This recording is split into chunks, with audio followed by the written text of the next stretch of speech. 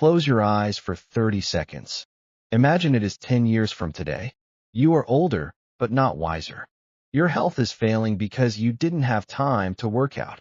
You are drowning in debt because you lack the discipline to build a career or a business. You look into the eyes of your children or parents, and you see disappointment, not because you failed, but because you never truly tried.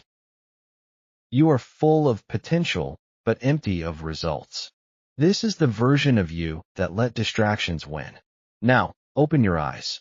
You have been given a miracle. You are back in the present. You have been sent back in time to change that ending. The question is, who do you need to become to ensure that horror story never happens? Most people fail because they focus on the goal, but they ignore the identity. Concept 1. You aren't where you want to be because you aren't the person who belongs there. If you want $1 million business, you cannot have the habits of a person who sleeps in until noon. You don't achieve a goal.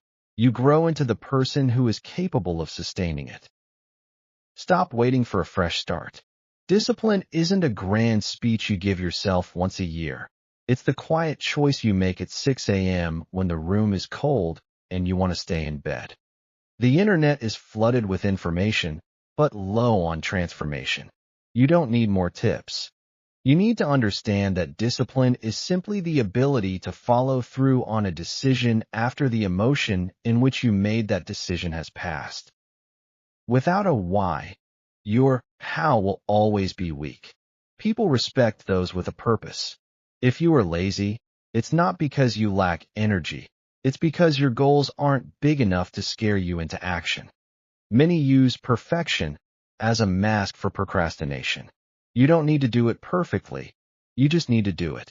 A messy workout is better than a skipped one. A flawed first draft is better than a blank page. You cannot manage what you do not measure.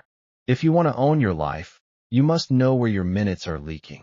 Most people lose 4 to 5 hours a day to unconscious scrolling. Reclaim them.